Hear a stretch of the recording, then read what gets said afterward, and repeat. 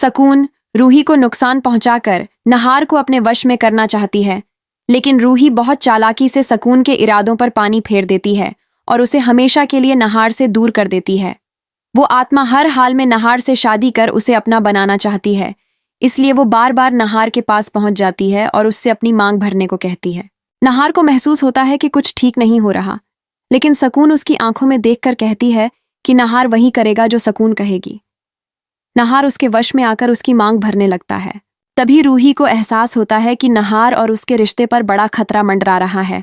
वो घाटू श्याम जी को याद करके भगवान से अपने और नहार के रिश्ते की रक्षा के लिए प्रार्थना करती है। तभी एक चमत्कार होता है। पुराने घर में तेज आंधी चलने लगती है और नहार के हाथ से सिंदूर उड़कर सकून की आंखों में चला जाता है, जिससे उसकी आंखों में जलन होने लगती है। रूही को तुरंत याद आता है कि सारी मुसीबत की जड़ वही पेंटिंग है, इसलिए वो भगवान का आशीर्वाद लेकर उस पेंटिंग को जलाने का निश्चय करती है। गुस्से में वो सकून के कमरे में जाती है, उसके संदूक से पेंटिंग निकालती है और उसे जलाने लगती है। दादी और घर वाले हैरान होकर पूछते हैं कि ये पेंटिंग घर में वापस कहाँ से आई और रूही इसे क्यों जला रही है। तब रूही सबको सच बताती है कि ये पेंटिंग भूतिया है और सकून ही इसे घर में लाई थी। जब घर वालों को बात समझ नहीं आती तो रूही उन्हें शुरू से अब तक की पूरी कहानी बता देती है। ये सुनकर सबके होश उड़ जाते हैं और दादी को नहार की बहुत चिंता होने लगती है कि पता नहीं सकून उसे कहाँ ले गई होगी। पेंटिंग के जलते ही नहार को होश आ जाता है। उसे कुछ याद नहीं रहता कि वो पुराने घर में सकून के साथ क्या कर रहा था।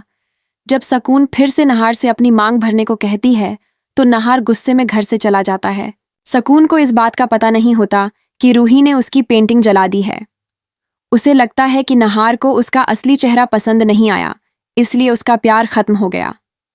ये देखकर सकून फैसला कर लेती है कि अब वो हर हाल में नहार को अपना पति बनाएगी, चाहे इसके लिए उसे कोई भी हद क्यों ना पार करनी पड़े। वो नहार के पीछे पीछे घर पहुंचती है।